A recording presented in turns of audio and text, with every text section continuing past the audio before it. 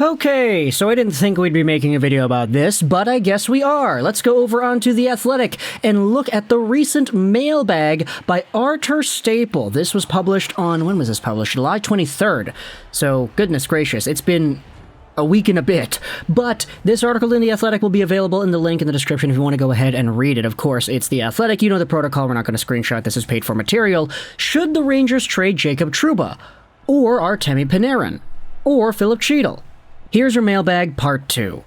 Now, of course, because this is paid for material, we're going over onto Spectors Hockey instead, which is a free website which summarizes the contents of this article in a non-exclusive manner. Let's go over what the July 30th edition of Spectors Hockey says when it comes to Artemi Panarin and whether or not the Rangers could actually trade this dude. Now, the prompt on the website actually says, could Panarin waive his no-movement clause? In the recent mailbag segment, Artur Staple was asked if the Rangers GM Chris Drury could trade Artemi Panarin if the winger agreed to waive his no-movement clause. Staple believes Drury would be interested in moving Panarin under that scenario, but he doesn't expect it will happen. He anticipates the winger's hefty contract would make him a difficult player to move. It would either be a swap of bad contracts or just a massive salary dump by the Rangers, he writes. Now, before we continue, I wanted to talk a little bit about Panarin here and the idea of him being a quote-unquote salary dump. Oh boy. Artemi Panarin is currently 30 years old. He's 5'11", 168 as a right-handed forward, signed till the end of 2026, making $11.6 million a season. Now, that number is not that bad. I mean, okay, it's kind of bad. He was a free agent. He was signed as a UFA, which is why the money is so high. But he did have multiple 90-plus point years with the New York Rangers, 95 points in 69 games played in 2019-20, and 96 points in 75 games played this year, 74 assists on the season as well, so he was an assist-a-game player. He also had 16 points in 20 games in the postseason. Now, it's easy to look at the numbers and say, wow, Artemi Panarin is elite. He is a franchise player pretty much for this team, and this is a very talented hockey player when it comes to scoring points. Why in the heck would you want to trade away Artemi Panarin? What are you talking about? This guy would be a salary dump. Well, at the end of the day, $11.6 million is $11.6 million. It is a lot of money. And on the other side, you have yourselves the performance of Artemi Panarin in the postseason, which, as we noted, was good on paper. 16 points, 20 games played, not bad. But a lot of the points that he had were not really like, how do I say this? Game-changing points. He had a few multi-point games here and there. He scored one very important goal to send the team over to the second round. And when it comes to the big entirety of the body of work that Panarin had, there were many games where a lot of Rangers fans were complaining, hey, this guy's not good enough. Hey, what the heck is he doing? The play is dying on his stick. He's trying to do too much. He holds onto the puck for too long. He's not really effective, this and that. The Rangers fan base got quite hot and cold with Artemi Panarin in this year's postseason, and it was very interesting to note the dichotomy when it came to the actual points he was producing and the reputation that he had behind his name as well.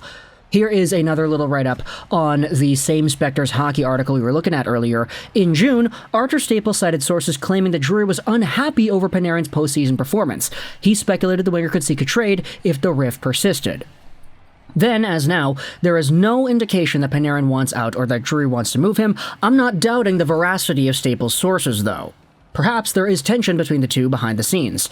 Nevertheless, Staple makes a good point over Panarin's contract making him tough to move. I wouldn't hold my breath anticipating a big trade involving him anytime soon. Now, here's the thing. If you were to go out there and say that the Rangers absolutely balls to the wall, they do want to trade Panarin, what freaking team is going to go out there and shell out $11.6 million in free salary cap space to take on that contract? I mean, you're probably going to have to retain salary in some capacity to make a trade go through. Panarin is one of the most expensive players in the entire NHL. But at the same time, it's going to be really difficult to find any suitor that can successfully corroborate that kind of money. Now, it likely would be able to be done if any team goes out there and says, hey, darn it, we're going to trade for Panarin. This is our new task for the offseason. Let's trade away this guy, trade away that guy, and then we can trade for Panarin because he's actually got a pretty big price tag. I could see that working out. It's just, we don't really see too many NHL teams go out there with the big brain 3D chess moves where it's like, okay, I'm setting myself up to make this big Panarin trade by making 2 or 3 prior trades. And the reason I say it like that is because you're never too sure that whatever trade that you have on the table right now is going to be available for you tomorrow. It's easy to make trades and send away assets and free up salary cap space, but it's never too easy to formulate a 3, 4, 5-step plan, because players like Artemi Panarin are the kinds of players that you're gonna have to make a plan for. You're not gonna get $11.6 million in free salary cap space out of nowhere. So it's gonna be really difficult to project any team to specifically target in and say, okay, that is our goal, we're gonna do that, because the possibility that some other team that ends up shelling out some extra cap space decides, hey, let's just go after Panarin for the heck of it, that's possible.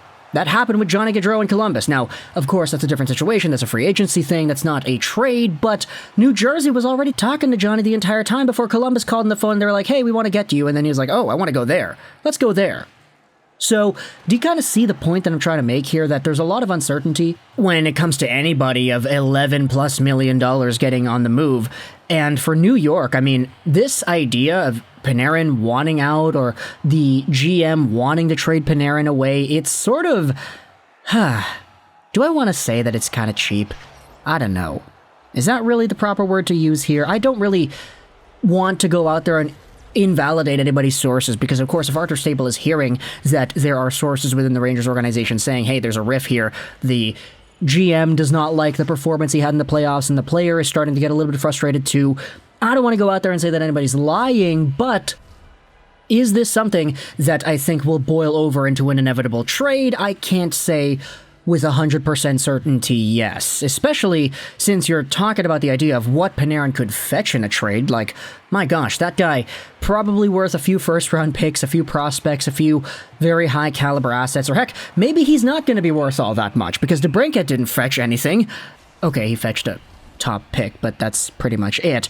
I kind of relate this to the JT Miller thing, you know? We'd been talking about Kevin Fiala, we talked about Alex DeBrincat, we talked about Kirby Dach and these trades for these young guys and these good guys, and some of these trades might have just set the market for forwards, especially those that are as talented as Alex DeBrincat could be, or that JT Miller could be, for example.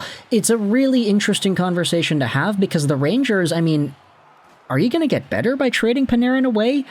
Is it really that you're going to make your team a lot more valuable on paper if you trade away a guy that got 90 points in 2 out of his 3 seasons with the Rangers? He has a lot of freaking points, man. I don't know if a bad playoff run where you thought he was performing poorly is enough fuel to say that for sure he should be traded. I mean, he might have been disappointing, but he still was under a point per game, so I don't know, it's tough. You could definitely say that the money, 11.6, could be used elsewhere into other assets that could benefit the team more than one Artemi Panarin, but if the guy's going out there scoring 100 points next year, I don't really think it's the best idea to say, hey, let's trade that guy. Like, he's already locked up, he's signed to a long-term deal. This is not the same conversation as JT Miller, because that's a lot more of a thing where it's like, okay, the contract is what's making the trade possible here. So, I don't know. Talk to me in the comments your thoughts about this idea here of Artemi Panarin either waiving his no-movement clause and getting traded, or the Rangers just wanting him to waive it instead and them forcing a trade themselves. Do you like the ideas that Staple is talking about over here? Do you disagree that it's a possibility? I'm not really too sure. Spectres Hockey says it's not really something that he feels would be too worth it to look into, but the comment section is your floor, I guess, so links will be in the description if you want to go ahead and read the Spectres Hockey article as well as the Athletic link. I hope you enjoyed this video, and bye.